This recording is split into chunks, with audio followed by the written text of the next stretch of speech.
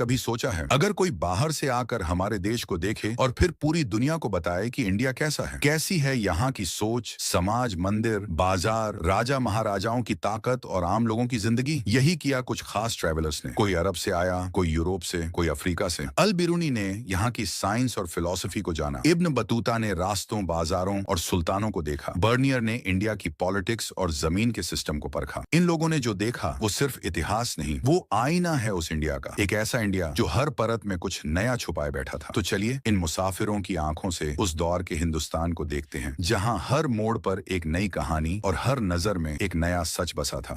अल बिरूनी ख्वारिज़्म का scholar.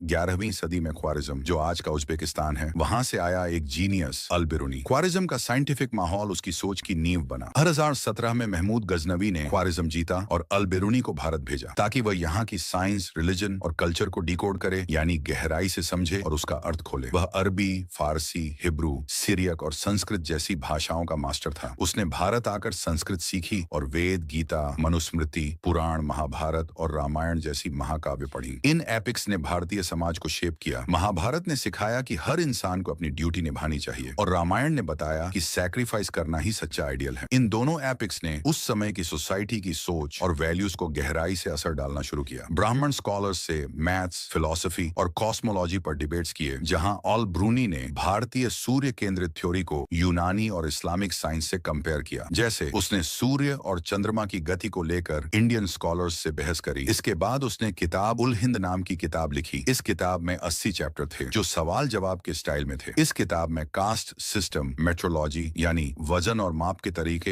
Astronomy यानी planets की पढ़ाई और आइकोनोग्राफी यानी भारत की धार्मिक मूर्तियों के अर्थ जैसी चीजें शामिल थीं। उसने लिखा, भारत का समाज वर्णों में बंटा था। पहला ब्राह्मण, ये वो लोग थे जो धार्मिक ज्ञान, पूजा पाठ, वेदों का अध्ययन और शिक्षा से जुड़े थे। इन्हें समाज में धार्मिक और बौद्धिक ताकत वाला माना जाता था। दूसरा क्षत्रिय, ये थे राजा, योद्धा और सैनिक। इनका काम था देश की रक्षा करना और प्रशासन संभालना। तीसरा वैश्य, ये लोग व्यापार और खेती से जुड़े थे। ये समाज की आर्थिक रीढ़ माने जाते थे, जैसे व्यापारी, किसान, पशुपालक। चौथे शूद्र, ये लोग समाज के सेवक माने जाते थे। इनका काम था अन्य 3 वर्णों की सेवा करना, जैसे मजदूरी, साफ सफाई और अन्य काम। पांचवें थे अंत्यज या अछूत। ये समाज के सबसे निचले स्तर पर माने जाते थे। इन्हें छुआछूत का शिकार बनाया जाता था। लोग उन्हें अपवित्र मानते थे और उनके साथ भेदभाव किया जाता था। ये दलित या बहिष्कृत समुदाय थे, जिनसे मंदिरों में जाने या ऊंची जातियों के साथ रहने तक की मनाही थी। उसने हिंदू रिवाज, मंदिरों में पूजा और ज्योतिष जैसे सुपरनैचुरल बिलीफ्स को भी नोट किया। सुपरनैचुरल बिलीफ्स यानी ऐसी सोच जिस इंसान धर्म की वजह से मानता है मगर उसका कोई साइंटिफिक प्रूफ नहीं होता। लेकिन भारतीय लोगों का बाहरी लोगों को अपवित्र मानना व्यापार और कल्चर के लेन देन में रुकावट बनता था। इसी वजह से विदेशी व्यापारियों को लोकल मार्केट में घुसने में दिक्कत होती थी। जैसे कि अरब व्यापारियों का रोल काफी सीमित था। उसकी समझ अधूरी थी क्योंकि उसने सिर्फ ब्राह्मणों से बात की। शूद्र, बुनकर, लुहार जो टेक्सटाइल्स बनाते थे, मार्केट चलाते थे और अलग धार्मिक तरीके अपनाते थे, उनका जिक्र उसकी किताब में नहीं था। लैंग्वेज बैरियर भी बड़ी दिक्कत बना। जैसे धर्म जैसे शब्दों का अरबी में सही मतलब ढूंढना बहुत मुश्किल था। अल बिरूनी ने एक बार ब्राह्मणों से पूछा कि ये लकड़ी की मूर्ति कितनी पुरानी है। उन्होंने जवाब दिया 2 लाख साल। अल बिरूनी को यह बात असंभव लगी। उसने अपनी साइंटिफिक सोच से तर्क दिया कि अगर ये मूर्ति 2 लाख साल से जमीन में दबी है तो इतनी पुरानी लकड़ी मिट्टी में सड़ चुकी होती। लकड़ी तो नमी में टिकती ही नहीं है। उसने तर्क दिया, भीगी मिट्टी में लकड़ी कैसे टिकेगी, खुदा जाने। उसकी साइंटिफिक सोच यहां दिखी। उसने पतंजलि की ग्रामर को अरबी में और यूक्लिड की मैथ्स को संस्कृत में ट्रांसलेट किया। उसने भारतीय कैलेंडर को डिकोड किया, यानी गहराई से समझा। उसका लिखा ज्ञान बाद में अरब की मैथमेटिक्स को बदलने में मददगार बना। जैसे जीरो और डेसिमल सिस्टम जैसी खोजें पूरी दुनिया में फैल गईं। इब्न बतूता, दिल्ली से मालाबार का मुसाफिर। 14वीं सदी में मोरक्को से निकला एक मुसाफिर इब्न बतूता, जो 1333 से 1340 के बीच भारत आया। सुल्तान मोहम्मद बिन तुगलक ने उसे काजी बना दिया और सुल्तान की सनक, जैसे अचानक दिल्ली खाली कराना या जरा सी बात पर सजा की धमकी देना, उसने सब कुछ गौर से देखा। उसने अपनी यात्रा की कहानी एक डायरी की तरह लिखी, जिसे एक महान व्यक्ति इब्न जुझाय ने इकट्ठा करके एक पूरी किताब के रूप में तैयार किया। इस किताब का नाम रिहला रखा गया। दिल्ली के 28 दरवाजे, ऊंची दीवारें और विशाल गोदाम देखकर वो हैरान रह गया। तराबाद मार्केट उसे जादुई लगी। वहां मंदिर भी थे, मस्जिद भी, और गुरुवार को म्यूजिक शो भी होते थे। सुल्तान की कोर्ट में सिल्क ड्रेसेस की चमक और गोल्ड डेकोरेशन की रौनक देखकर उसका दिल खुश हो गया। हिंदू मुस्लिम मर्चेंट्स के जॉइंट वेंचर्स यानी मिलकर किया गया व्यापार लोगों के बीच भरोसा और आपसी समझ बढ़ाने लगे। अलग अलग धर्म और परंपराओं के लोग साथ काम करने लगे, जिससे बाजारों में हर जाति, धर्म और भाषा के लोग मिलजुल कर व्यापार करने लगे। यही था असली मल्टीकल्चरल बिजनेस, जिसमें सभी धर्म और सभ्यताएं एक जगह आकर अपना योगदान देती थी। मालाबार के पोर्ट्स से काली मिर्च मिडिल ईस्ट भेजी जाती थी और बंगाल से मसलिन और चावल यूरोप और साउथ ईस्ट एशिया तक जाते थे। बड़े जहाज, पोर्ट मैनेजमेंट, जहाजों की लोडिंग और अनलोडिंग, सब कुछ इतना एडवांस था कि इंडिया का ट्रेड आसमान छू रहा था। इब्न बतूता ने नारियल को इंसान का सिर कहा और पान को मेडिसिन जैसा बताया। पोस्ट सिस्टम ने उसे हैरान कर दिया। घोड़े वाली डाक को उलू और पैदल डाक को दावा कहा जाता था। हर 3 मील पर डाक बदलती थी। खुरासान से फल सिर्फ 5 दिन में दिल्ली पहुंच जाते थे। इब्न बतूता ने मुल्तान से दिल्ली का सफर 40 दिन में और सिंध से दिल्ली का सफर 50 दिन में किया। इस सफर के दौरान रास्ते में डाकुओं ने हमला कर दिया, जिसमें उसके कई साथी मारे गए। जब वो ट्यूनिस पहुंचा तो उसने कहा, मैं खुद को नहीं पहचान पा रहा। ये उसका अकेलापन और अंदर की उलझन दिखाता है। गुलामी पर इब्न बतूता ने लिखा कि सुल्तान के पास हजारों गुलाम थे जो जासूसी, पालकी ढोना, नाच और मिलिट्री जैसे अलग अलग काम करते थे। ये जासूसी नेटवर्क सुल्तान की पॉलिटिकल पकड़ को बहुत मजबूत बनाता था और कोर्ट में जो नाच गाने और परफॉर्मेंस होते थे वो सुल्तान की दौलत और शाही ठाट बाट को दिखाते थे। खेती में 2 फसलें होती थी, नहरों से सिंचाई होती थी और जो टेक्सटाइल्स इंडिया में बनते थे जैसे रेशम, मसलिन और ब्रोकेड, उनकी ग्लोबल डिमांड थी, यानी पूरी दुनिया में डिमांड थी। यूरोप और मिडिल ईस्ट में इनकी खूब बिक्री होती थी। मार्को पोलो ने तो सिर्फ तटीय पोर्ट्स देखे थे, लेकिन इब्न बतूता ने इनलैंड सिटीज जैसे दिल्ली, तराबाद और रूरल एरियाज को भी गहराई से देखा। जैसे उसने बंगाल में चावल की खेती, मसलिन का एक्सपोर्ट प्रोसेस और वहां की ग्रामीण जिंदगी को बहुत ध्यान से नोट किया। फिजिशियन फ्रांसवा बर्नियर 17वीं सदी में फ्रांस से आया एक डॉक्टर।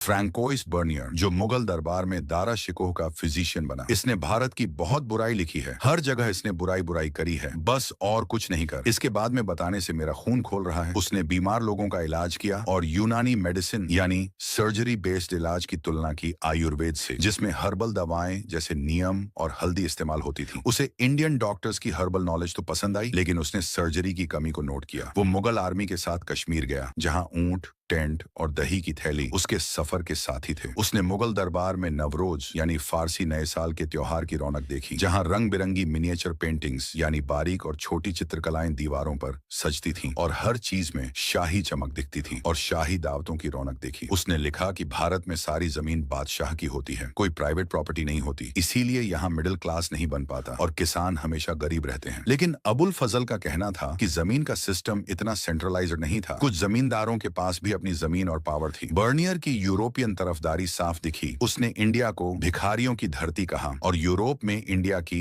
नेगेटिव इमेज फैलाई। लेकिन उसे क्या पता, जिसकी जमीन से मसलिन जैसे कपड़े, सोना चांदी और ज्ञान का सागर निकले, उस मिट्टी को भिखारी कहने की औकात सिर्फ एक अंधे घमंडी की हो सकती है। उसने हमारी मेहनत नहीं देखी, हमारी तहजीब नहीं समझी, बस अपनी घटिया सोच थोप दी और ऐसे सोच वालों को इतिहास कचरे में फेंक देता है। यही सोच आगे चलकर बड़े बड़े डिबेट्स की वजह बनी। रूरल इकोनॉमी बहुत जटिल थी। रूरल इकोनॉमी का मतलब होता है गांवों की आर्थिक व्यवस्था। जमींदार टैक्स वसूलते थे, छोटे किसान भारी टैक्स के नीचे दबे रहते थे और जिनके पास जमीन नहीं थी यानी लैंडलेस लेबरर्स, वो बिना किसी अधिकार के सिर्फ मेहनत करते थे। बंगाल की उपजाऊ जमीन ने इंडिया को ट्रेड का सुपर पावर बना दिया। चावल, मसलिन, गोल्ड और सिल्वर जैसे प्रोडक्ट्स यूरोप की ग्लोबल मार्केट में टॉप पर थे। खासकर मसलिन की तो यूरोप में जबरदस्त डिमांड थी। सूरत एक ग्लोबल पोर्ट बन चुका था। ग्लोबल पोर्ट का मतलब होता है जहां से पूरी दुनिया में सामान जाता हो, जहां डच और अंग्रेज ट्रेड करते थे। मथुरा एक बड़ा रिलीजियस सेंटर था जहां मंदिरों की भरमार थी। कांचीपुरम एक टेक्सटाइल हब था जो रेशम की साड़ियों के लिए फेमस था। महाजन और नगर शेठ इंडिया की इकोनॉमी की रीढ़ थे। वो सूरत जैसे शहरों में ट्रेड और लोन मैनेज करते थे। महाजन मतलब बड़े व्यापारी जो पैसा लगाते थे और नगर शेठ मतलब किसी शहर का सबसे बड़ा और सबसे असरदार कारोबारी नेता। बर्नियर ने सती प्रथा देखी, एक 12 साल की बच्ची को जलते चिता पर चढ़ते देखा, लेकिन उसने इंडियन औरतों की असली ताकत को नहीं देखा। वो खेती खेती में मेहनत करती थीं, बिजनेस में हिस्सा लेती थीं और कोर्ट में अपना केस तक लड़ती थीं। मुगल शासकों के कारखानों में सुनार, चित्रकार और कढ़ाई करने वाले काम करते थे। वहीं दूसरी ओर इंडिपेंडेंट आर्टिस्ट्स भी थे जो ज्वेलरी, मस्केट्स जैसी चीजें खुद बनाते और बेचते थे। उसने यूरोप को साफ चेतावनी दी, अगर लोगों को अपनी जमीन और संपत्ति खुद के नाम पर रखने का हक नहीं दिया गया, यानी प्राइवेट प्रॉपर्टी को बढ़ावा नहीं मिला, तो वहां भी वही होगा जो उसने इंडिया में देखा। बादशाह सबका मालिक, किसान सिर्फ